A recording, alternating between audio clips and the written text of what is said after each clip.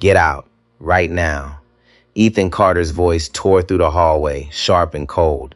Rain slammed against the windows. Thunder rolled somewhere far away, like a warning that came too late. Lillian Carter stood still. Her hands trembled at her sides, small hands, worn hands, the kind that had carried too much for too many years. She looked at his face. That face, the one she had kissed 1,000 times, the one she had watched grow slowly, painfully from a baby into a man. She didn't recognize it. "Ethan," she whispered. "My son, please." He didn't answer. He grabbed her old brown bag, the same one, 15 years, patched at the corner with a strip of black tape. He threw it. Hard. The bag flew through the open door and hit the wet pavement outside. It slid into a puddle. Water splashed. Lillian flinched. Behind Ethan, in the warm yellow light of the living room, Sophia Carter stood still, silk robe, arms folded, watching, calm, silent. "I gave you everything," Ethan said, his voice shaking now. "A place, food, a room, and you can't even respect my wife in my own house." "I have always respected her," Lillian said softly. "Enough." The word cracked through the air. "I'm tired, Mom. I'm tired of the fighting. Every single day, it feels like war." Her lips parted. No words came out. "I never wanted this," she said finally. "I never wanted to fight my son, then leave." A pause. "Just go." Silence fell between them. Heavy, thick, final. Lillian looked past him one last time. Sophia had already turned away, walking back into the light as if nothing had happened. Lillian bent down slowly. Her knees ached. They always did now, but she never said it out loud. She picked up the wet bag, held it against her chest. She looked at Ethan one more time. His eyes were on the floor, jaw tight, hands gripping the door. "Take care of yourself, my son," she said quietly. Then she stepped into the rain. The door closed. Loud, too loud, and just like that, everything was gone. She stood there, alone. Rain poured down in heavy sheets, soaking through her blouse, her hair, her skin. The cold wrapped around her, but she didn't move. Not yet. Lillian Carter lifted her eyes slowly.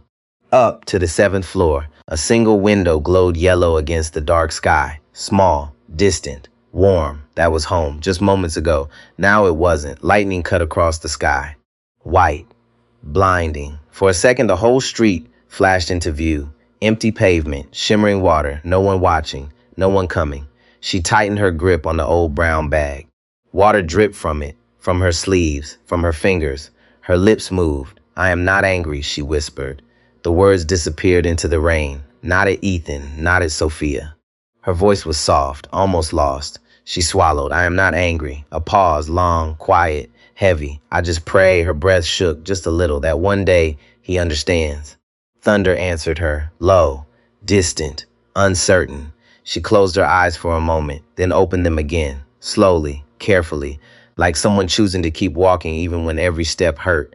She turned. The street stretched ahead of her, dark, wet, endless. Her shoes slipped slightly on the pavement. She adjusted, took another step, then another. Small steps, careful steps. The kind you take when your body is tired, but your heart refuses to stop. The rain followed her, everywhere, clinging, pulling, whispering against her coat. She held the bag closer to her chest, tighter, as if it was the only thing left that still belonged to her. The yellow light above grew smaller behind her, fainter, then gone. Lillian Carter kept walking, into the dark, and slowly, very slowly, she disappeared. The street was narrow, so narrow that 2 cars could not pass without one climbing the curb.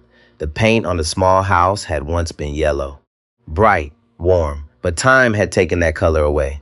Now it looked like dry grass, faded, curling at the corners. Inside, the air was quiet, not empty, never empty. Lillian Carter stood on a chair near the wall, pressing a piece of thick plastic over a hole in the roof. Rain tapped above her, slow, patient, waiting to come through. She pushed harder, careful, always careful. On the floor behind her, a young boy sat cross-legged on a thin foam mattress, a notebook open in front of him, pencil moving slowly. Ethan Carter. He looked up. "Mom, will it leak again?" Lillian smiled without turning. "Not tonight," she said. Her voice was soft, steady, certain. It always sounded certain. There were only 2 rooms in that house. One for her, one for him. No space wasted, no space to waste. But somehow it was enough. They didn't have much. A small stove, a wooden table with one uneven leg, a shelf with a few plates, a single photograph of a man who was no longer there, Ethan's father. Gone when Ethan was just a child, a face he could barely remember. But Lillian remembered everything. She never spoke about it. She never spoke about anything that might hurt. Instead, she worked 6 days a week, different houses, different families, other people's kitchens, other people's floors, other people's lives. She washed, scrubbed, carried, cooked. Then she came home, tired, sometimes limping. But when she walked through that door, she became something else. Lighter, warmer. She cooked again, this time for him.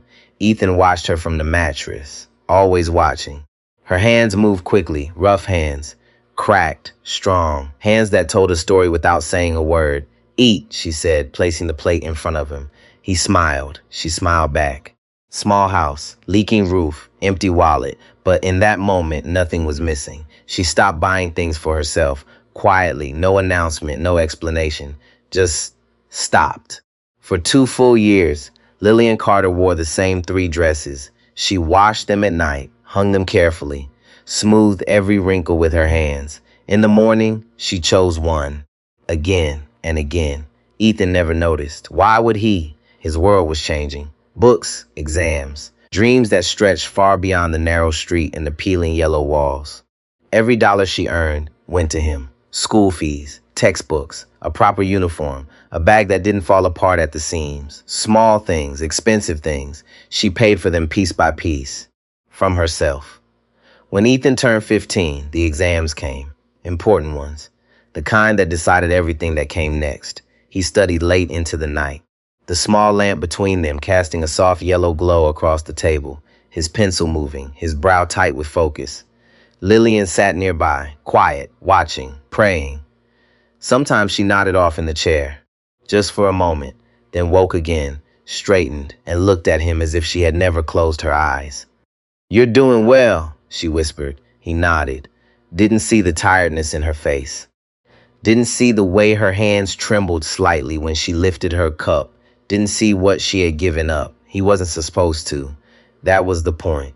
Years later, he would count it all, every dress, every meal she skipped, every quiet sacrifice she buried inside ordinary days. But not now. Now he only saw forward. The day the letter came, the house felt different, still small, still worn. But something in the air had changed. Lillian held the envelope in both hands, carefully, like it might break. She opened it slowly. Her lips moved as she read each word. Then she stopped. Her breath caught. She looked up at Ethan. "You got in," she said. Her voice broke. "You got in." She pulled him into her arms. Tight, too tight. "You did it," she whispered again. "You did it." Ethan laughed, lifting her slightly off the ground. "We did it, Mom," he said, and in that moment he meant it. The city moved fast, too fast. Cars, voices, lights, people walking like they were always late for something important. Everything felt louder, sharper, colder. Ethan Carter stood at the edge of it all and watched. Then he stepped in. At first he didn't change. Not really. He worked harder than anyone around him. He arrived early, sat in the front row, notebook open, pen ready. While others complained, he listened. While others asked for money, he found work. Small jobs, library shifts, tutoring younger students, late nights, early mornings. He understood something they didn't, what it had cost to get there. He graduated near the top of his class. No noise, no celebration. Just a quiet result built over years of effort. 2 weeks later, he had a job, a real one. He wore his best shirt to the interview, the only one that still looked new. He told himself it was enough. It was. They hired him. The city opened another door. And this time, he walked through it without hesitation. At first, everything felt unfamiliar. The way people spoke, the way they dressed, the way they looked at you before you even said a word. 10 seconds. That was all it took. Shoes, watch, posture. Judgment came fast. So Ethan learned. He learned how to dress, how to speak, which words made you belong and which ones didn't. He learned how to enter a room.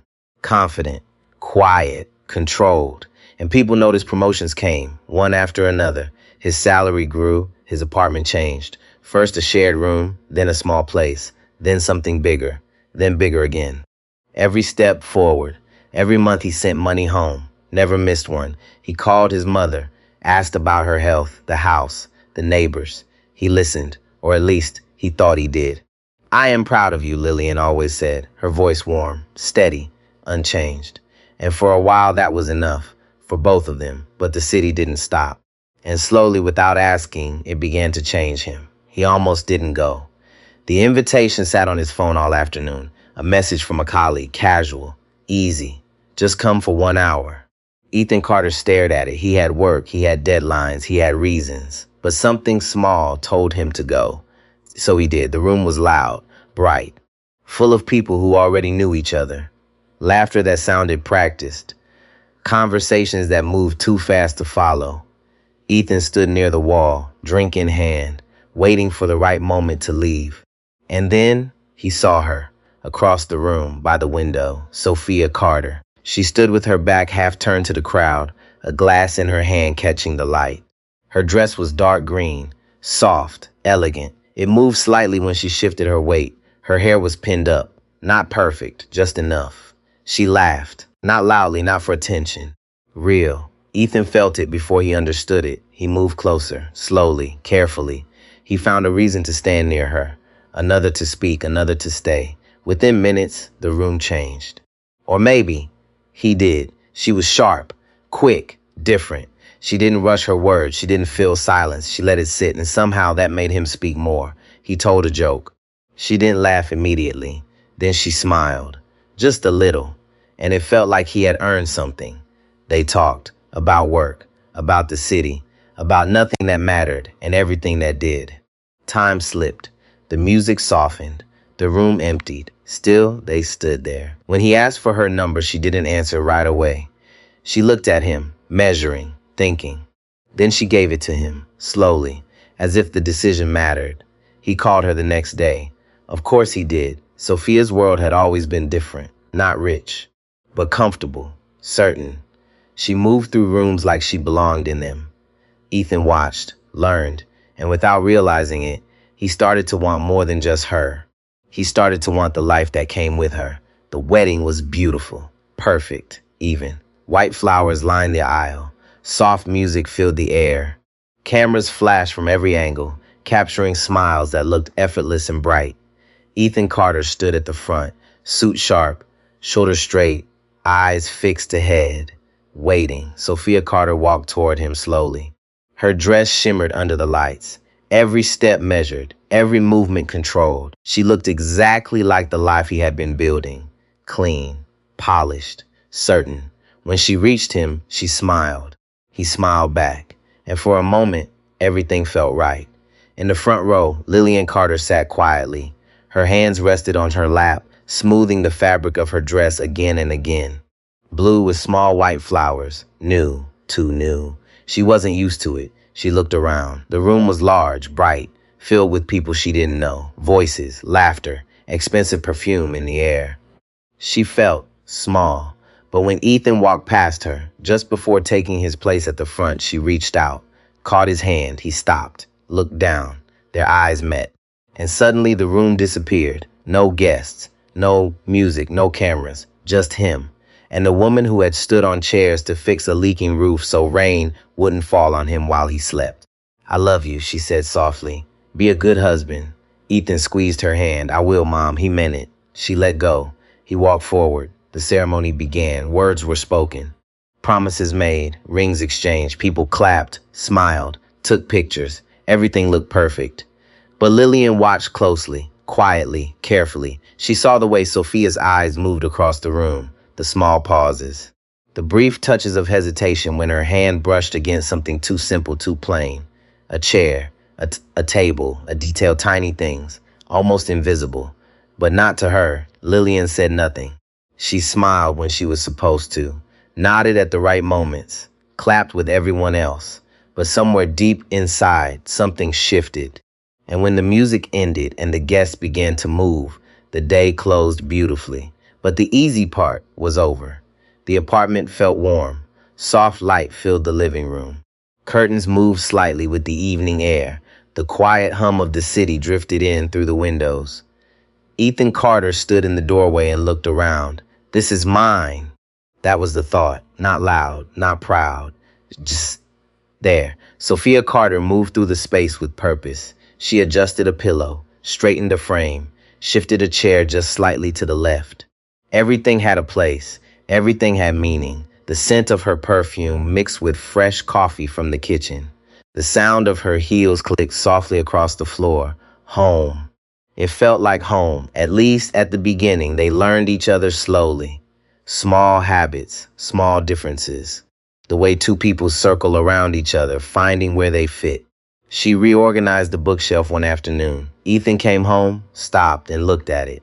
Different. Better. He smiled. He didn't know why. He just knew it looked right. He told himself he was happy. And for a while, that was true. Sophia decorated everything with care. Curtains that matched without trying too hard. Candles placed just right on the table. A large plant in the corner that Ethan always forgot to water. She saved it every time. Near the door, a small bowl of smooth stones appeared. No purpose, just presence. Ethan looked at it once, then nodded. This is what people like us have. That thought came next, and it stayed. He didn't care about the stones, not really. He cared about what they meant. He had arrived. The boy from the narrow street was gone. Now there was a man with a clean apartment, a good job, a life that looked exactly the way it was supposed to look. He was proud. At first, it was quiet pride, grateful, earned. But slowly something shifted. Pride changed. It needed more. More order, more control, more proof, more signs that everything was exactly right, and anything that didn't fit began to stand out. It was Ethan who said it first, carefully.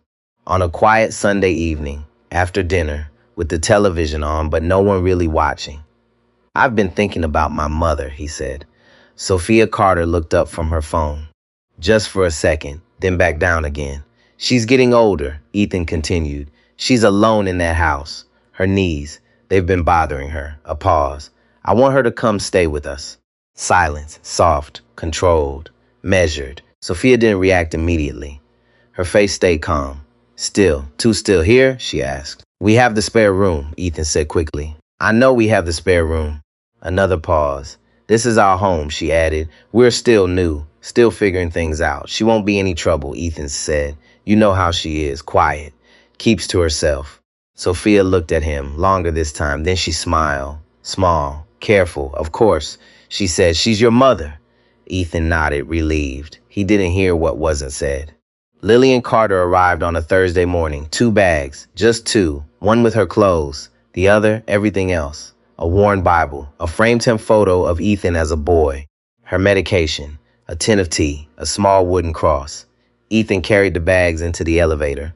Lillian stood beside him, watching the numbers light up one by one. 7th floor, she said softly. 7th floor, he repeated, smiling. She nodded, slowly, like she was remembering something important. The room was small, clean, fresh white sheets, thin curtains letting in soft light, a small wooden table. A lamp with a warm yellow glow. Lillian stood in the doorway, looking, taking it in. It's lovely, she said. Ethan smiled. I wanted you to be comfortable. She turned to him, her eyes soft. You did all this? Of course. She reached up, touched his cheek, just for a moment. Thank you, my son.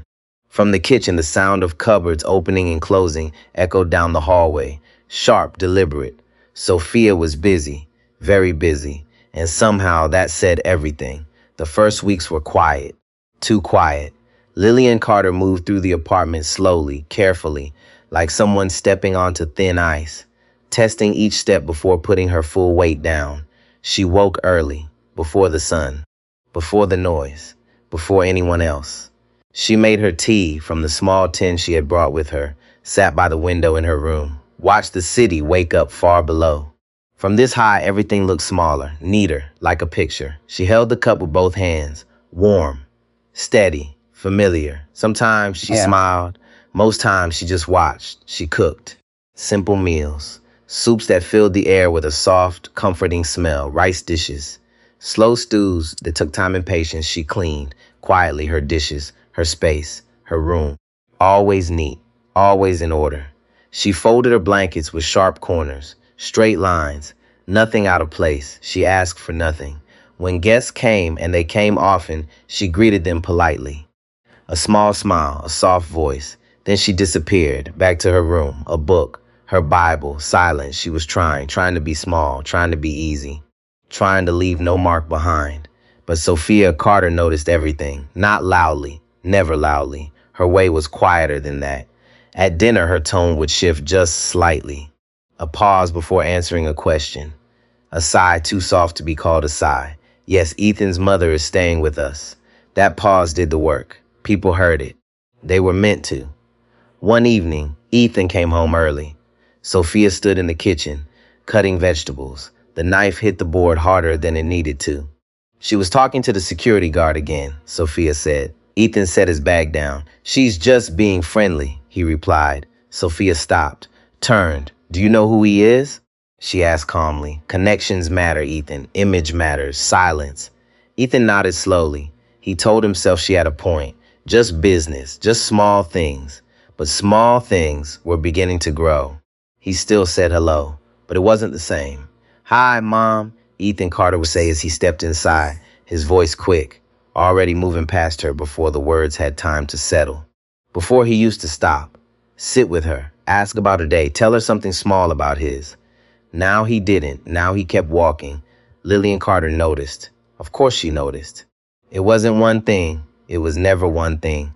It was the space between things, the missing moments, the silence where something used to be. On weekends, she waited by the window with her tea. Sometimes he used to join her. He would come in quietly, pour a cup, sit beside her. No need to speak. Just sit and watch the city wake up together. Those mornings had been her favorite. Then one weekend, he didn't come. Then another, and another. She didn't ask. She just understood. That door had closed. At dinner, he answered in short words.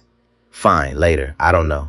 Small answers, empty answers, like he was saving something or avoiding something. But the hardest part was his eyes. He stopped looking at her. Not always, only when Sophia Carter was in the room. And that hurt the most, because Lillian knew that look. She had known every look on his face since the day he was born. Every shift, every silence. She knew what it meant. He wasn't ashamed of something she had done. He was ashamed of her. She didn't cry. She didn't know how to cry for herself anymore. Instead, she prayed every morning. Same chair, same window, same cup of tea. She prayed for him, for Sophia, for their marriage. She prayed for their happiness, even when it was taking hers away. That was who she was, quiet, steady, still giving, even now. Even when he had already started to let go. She chose the moment carefully. Night, dark room, soft light from the street outside slipping through the curtains. Ethan Carter lay on his back, eyes half closed, somewhere between sleep and thought. That was when Sophia Carter spoke. I need to talk to you about something. Ethan opened his eyes slowly. What is it? A pause, measured, gentle. I think it might be time to consider different arrangements for your mother. Silence, the kind that stretches. She's uncomfortable here, Sophia continued, her voice calm, almost kind. You can see it. This isn't her world. Ethan stared at the ceiling. She told me she's fine, he said. Another pause. She goes to her room every time we have guests. Sophia replied softly. She barely joins us. She spends most of her time alone. A beat. Does that sound like someone who's happy? Ethan said nothing. She had her own home, Sophia went on. Her own space, her own routine. Here she has to adjust to everything. Ethan swallowed. She is my mother, he said. She stays. Sophia didn't argue. She didn't raise her voice. She just went quiet. But it wasn't an ending silence. It was the kind that waits. The kind that says this isn't over. Ethan lay there in the dark, staring at nothing, thinking or trying to. The city hummed far below, a distant, constant sound. Like something always moving forward, whether you were ready or not. He told himself she had a point.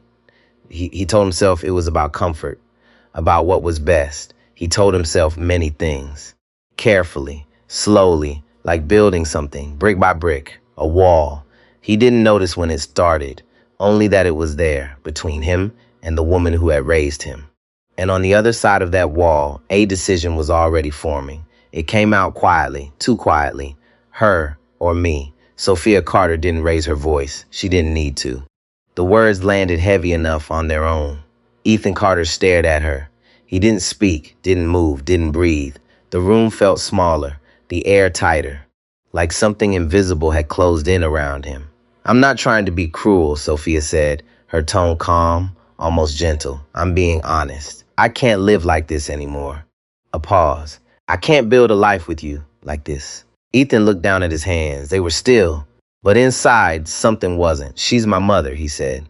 I know, Sophia replied. Another pause. And I am your wife. Waiting. You can't have both, she added. The words stayed there, between them. Sharp, clear, unavoidable. Ethan didn't answer. That night, he sat alone in the living room. No lights. Just the city outside, throwing soft orange and white shadows across the walls. He sat there for a long time, thinking, or trying to. Every time he reached for one thought, another one blocked it. His marriage, his mother, his life, the choice. He told himself it wasn't what it sounded like. That Sophia was right, that things weren't working, that his mother would be more comfortable in her own home, that he would take care of her, send money, visit, everything would be fine. He repeated it again and again, slowly, carefully, like building something strong enough to hold, a wall, brick by brick. He avoided certain thoughts, her hands, her voice, the way she used to sit beside him while he studied. Every time those memories came, the wall cracked, so he pushed them away. Harder. By morning, the wall stood. Gray light filled the room. Cold, quiet, unforgiving. Ethan walked into the bedroom. Sophia was awake. Waiting, he sat down on the edge of the bed, looked at nothing, then said it. Okay, just one word. Sophia nodded slowly. Relief passed across her face. I think it's the right decision, she said. Ethan didn't answer, because something inside him already knew it wasn't. He didn't say it. Not that day, not the next, not the day after that. Ethan Carter carried the words inside him like something heavy, something sharp. Every time he thought about saying them, his chest tightened. Not now, not the right moment. Later, he kept telling himself that. At dinner, Lillian Carter sat across from him, eating quietly. Rice, simple sauce. She had made it because she saw the tired look in his eyes. She always noticed. He looked at her, then looked away, too quickly. She smiled once. Soft. He dropped his gaze to his plate. The words stayed inside him, unsaid, unmoved. 3 days passed like that. 3 long days of silence stretching thin between them. Sophia Carter noticed. Of course she noticed. She didn't say it directly. She didn't need to. Her voice became shorter, colder, her answers clipped, her presence distant. At night, she turned her back to him in bed. Didn't speak, didn't touch him. The message was clear. Time was running out. On the 4th day, it broke. Ethan heard it before he opened the door. Voices. Tight. Controlled. Close to something worse. He stepped inside. Sophia stood in the center of the living room. Lillian stood near the hallway. Still, straight, hands clasped in front of her. They turned at the same time. Tell her, Sophia said immediately. Ethan froze. What happened? He asked. Your mother spoke to my sister, Sophia said, on the phone, for almost half an hour. Lillian's voice was calm. She called while I was in the kitchen. I didn't want her to think no one was home. You told her things, Sophia said. Personal things. About this house. About us. I said nothing harmful, Lillian replied. That's not your place. The control cracked. This is my home, Sophia snapped. My marriage. You don't get to tell my story to anyone you want. Ethan stepped forward. Sophia, no. She turned to him. I've been patient, she said. But this is too much. A pause, cold, final. I want her out. Her eyes locked onto his. Tonight, I'll pack my things. Lillian Carter said it softly. No anger, no pleading, just acceptance. She turned before anyone could answer. Walked down the hallway slowly, her steps careful, steady, as if she had already practiced this moment in her mind. Ethan Carter didn't move. He stood in the middle of the living room, his chest tight, his hands hanging useless at his sides. Sophia Carter sat down on the sofa, calm again. The storm in her eyes had passed. From the hallway came small sounds, drawers opening, fabric shifting, the zipper of a bag, quiet sounds, the kind that don't ask for attention, the kind that hurt the most. Ethan should have followed her. He knew that. Something inside him said go, help her, say something, but his feet didn't listen. Instead, he turned away, walked into the kitchen, stood by the counter, looked out at the city. The sky had darkened, heavy clouds pressing low. Something was coming. He felt it. Too late. 20 minutes passed. Or maybe less, or more. Time had stopped making sense. Then she came back. 2 bags. The same 2, nothing more. She wore her coat, thin, too thin for the weather outside. She stopped at the doorway, looked at him. For a moment, everything in his face almost broke. His jaw tightened, his eyes brightened, his hands gripped the counter. Then, it was gone. I'll call a cab, he said. I don't need one, Lillian replied gently. It's late, I know the way. A pause. I've been finding my own way for a long time. The words landed quietly, but they landed. Ethan flinched. He walked her to the door, because he had to, because some part of him still remembered. He opened it. The hallway stretched ahead. Cold, silent, indifferent. Beyond the glass doors, rain had already begun, heavy, fast, relentless. Ethan looked at it, then at her coat. Mom, his voice was smaller now. Wait, I'll get you an umbrella. I'm fine, she said, simple, certain. She stepped forward, into the hallway, into the sound of rain, and he stood there watching her leave. The rain came down hard, not gentle, not slow. It felt like it had been waiting all day for this moment. Lillian Carter stepped out of the building and into it without stopping. The cold hit her immediately.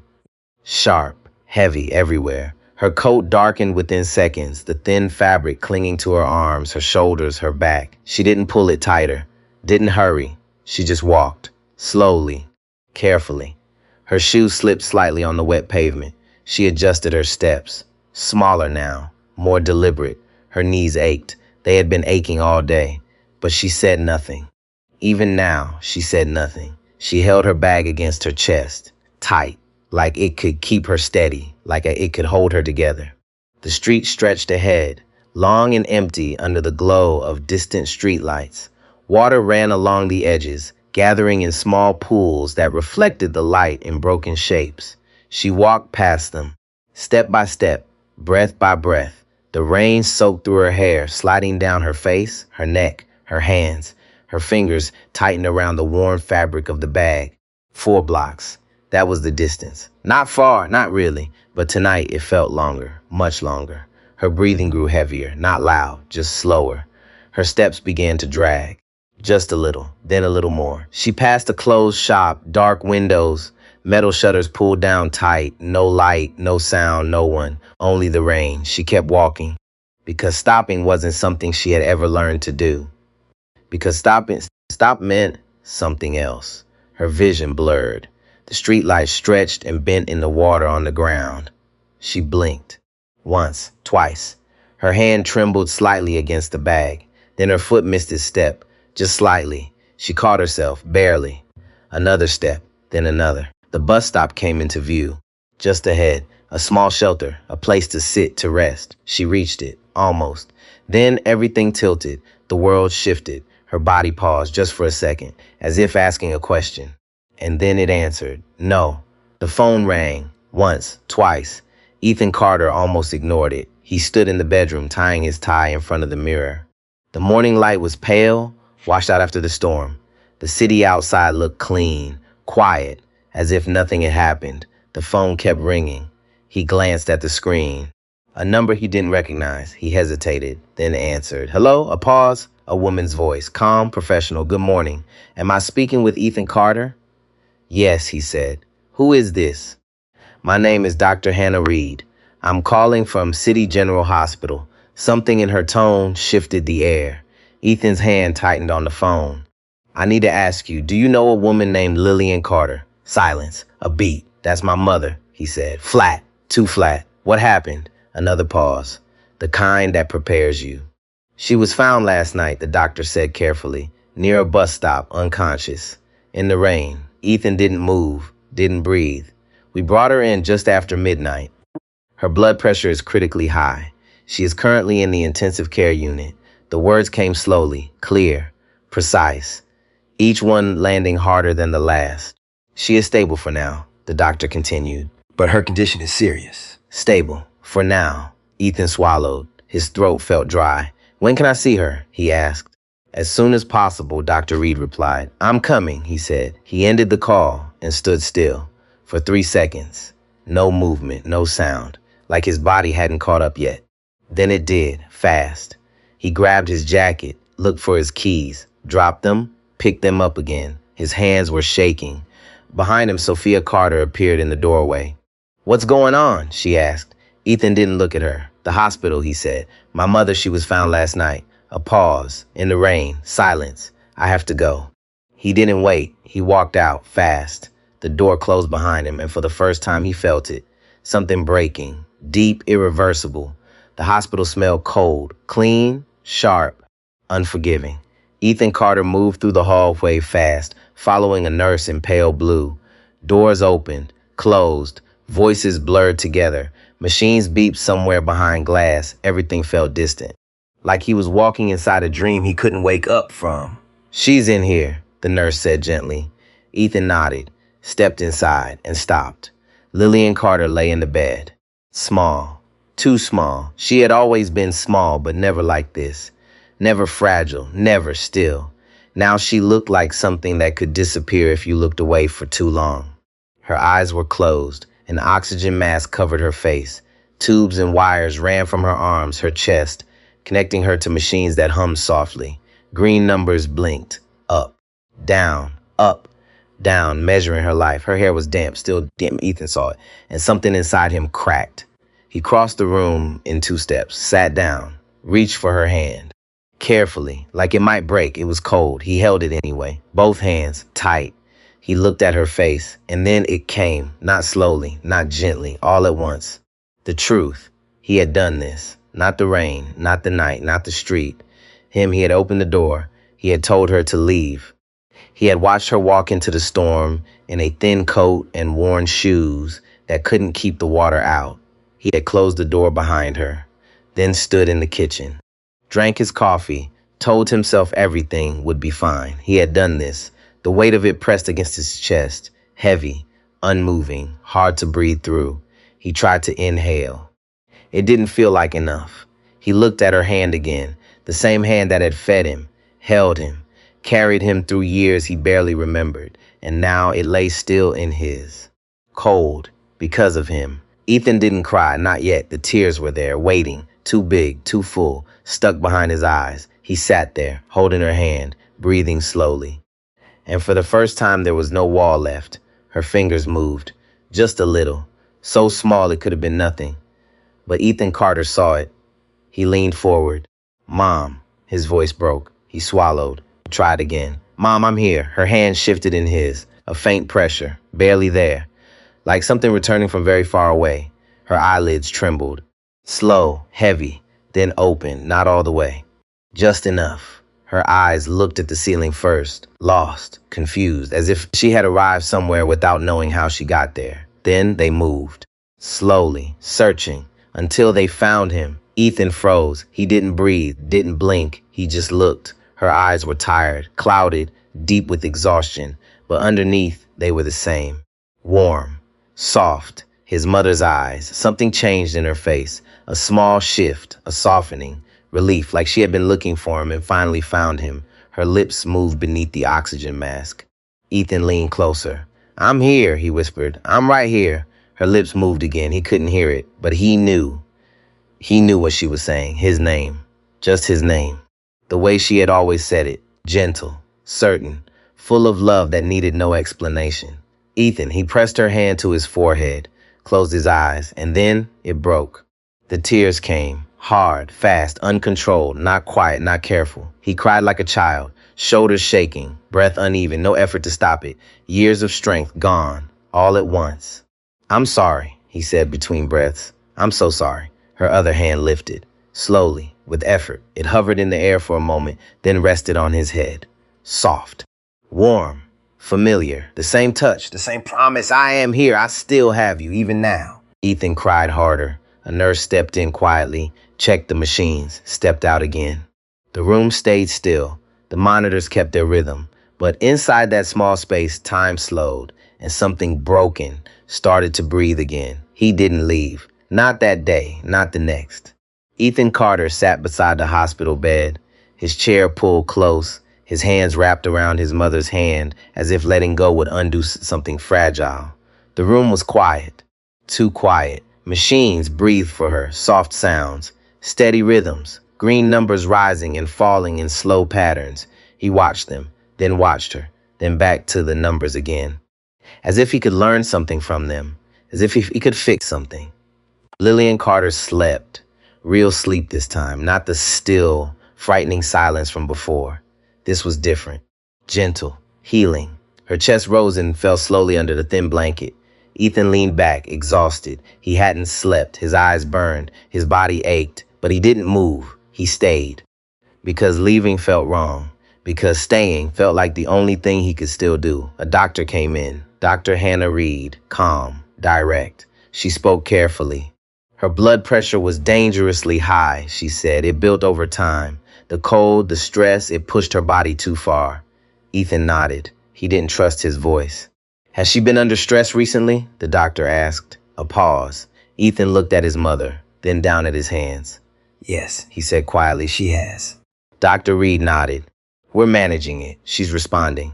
But she's not young. We need time. Time. The word stayed with him. The doctor left. The room closed in again. Ethan sat forward, took her hand again, held it tighter. His phone buzzed once. He glanced at it. A message from Sophia. Let me know how she is. He read it, then turned the screen face down. The hours passed, slow, heavy. Every minute felt longer than it should, he thought. About everything, about the house, the rain, the door, her hands, always her hands. He saw them clearly now. Not as memory, as truth. What they had done, what they had carried, what he had forgotten. He leaned closer to her. I'm here, he whispered again, not because she needed to hear it, but because he needed to say it. Again and again and again. 9 days later, she went home, not to the old house, not to the narrow street with the fading yellow walls. Ethan Carter had made a different decision. He carried her bags into the apartment again. The same 2 bags, still light, still everything she owned. The elevator doors opened, 7th floor. She stepped out slowly, her steps careful, but stronger than before. The hallway looked the same, clean, quiet, polished. But something in the air had changed. Ethan walked ahead, opened the door. This time, he didn't hesitate. The apartment felt different. Not because of the furniture, not because of the light, because of him. The spare room was ready. Fresh sheets, clean curtains, the small lamp with the warm yellow glow, and on the wall, the wooden cross. Her cross, placed back exactly where it belonged. Lillian Carter stopped at the doorway. Her eyes found it immediately. She walked in slowly, stood in front of it. For a long moment, she said nothing. Her shoulders lifted slightly with a breath that didn't quite settle. Then she turned, looked at Ethan. You put it back, she said softly. It belongs there, he answered. It belongs with you. She nodded, her eyes bright, not with tears, with something deeper. Understanding. From the kitchen, a soft sound. Sophia Carter stood there, watching. Not cold this time, not distant, just quiet. I made tea, she said. The words came carefully, not perfect, But real. Lillian looked at her, then smiled. Small. Thank you, she said. Ethan stood between them, not in the middle of a war anymore, but in something uncertain. Something new, something that would take time. They sat together, not close, not far. 3 people, same room, same silence. But this silence was different. Not empty, not sharp. It held something. Fragile, but alive. And for the first time in a long while, it felt like a beginning. Morning came slowly. Soft light slipped through the curtains, turning the room from gray to pale gold. The city below was just beginning to move. Cars appeared one by one. Windows lit up across distant buildings. Ethan Carter stood in the kitchen, 2 cups, 2 spoons. He poured the tea carefully. Steam rose in thin, quiet lines. He watched it for a moment, then picked up both cups. Walked down the hallway slowly. He knocked once, then stepped inside. Lillian Carter was already awake, sitting by the window, just like before, her hands wrapped around nothing this time, waiting. Ethan placed the cup beside her. Morning, he said. She looked up, smiled. Morning. He sat down. Beside her, close enough, not too close. The city stretched out below them, wide, quiet, waking up. For a while, they said nothing. They didn't need to. The silence felt full. Not empty, not heavy, just there. Ethan lifted his cup, took a sip. The warmth spread slowly through him. He glanced at her. Her hair caught the light, silver threads shining softly. Her face calm, at peace in a way he hadn't noticed before. "You know what I think about sometimes?" she said. He turned. What? "That small kitchen," she said, "in the old house. You at the table, doing your homework." A small smile touched her lips. "You used to stick your tongue out when you were thinking." Ethan laughed, real, warm. "I still do that," he said. "I know," she replied. "I see it." He looked at her, really looked this time. Every line, every mark, every quiet story written across her face, the years he hadn't seen, the things he hadn't understood. "Mom," he paused. The word sat in his chest, heavy, simple. "Thank you," he said, "for everything." She didn't answer right away, just reached over, placed her hand on his. "Warm, steady, you see it now," she said softly. "That is enough." Outside, the light grew stronger. The city woke up. And inside that small room, 2 cups of tea cooled slowly in the morning air. And somehow, it was enough. Life did not go back to what it was. It never does. Not after something like this. The apartment still looked the same. The same sofa, the same curtains, the same small bowl of smooth stones near the door. But Ethan Carter saw them differently now. They were just things, nothing more. The real things were quieter, harder to see, easier to lose. He moved through his days with a different rhythm, slower, more aware. He listened more, watched more, thought before he spoke. Not perfect, never perfect, but real. Sophia Carter tried, not always gracefully, not always at the right moment. Sometimes her words came out sharp before she could stop them. Sometimes she fell back into old habits. But she tried, and that mattered. Lillian Carter saw it, accepted it. Not because it was perfect, because it was honest. They were learning each other again. 3 people, 1 space. No longer pretending everything was fine, but choosing to make it better. Some days were easy, some days were not. But the effort stayed, and so did the change. Ethan no longer chased the image of a perfect life, the perfect home, the perfect version of himself that existed only in other people's eyes. He stopped measuring his worth by what could be seen and started measuring it by what could be felt, by who sat beside him in the morning, by the quiet moments that didn't need to be explained, by the warmth of a hand that had never let go, even when he did.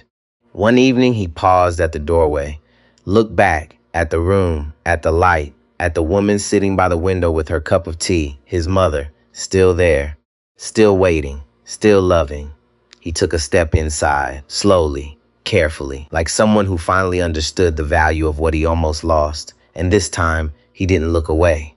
If this story touched something in you, take a moment, like the video, share it with someone who needs to hear it, and tell me, where are you watching from?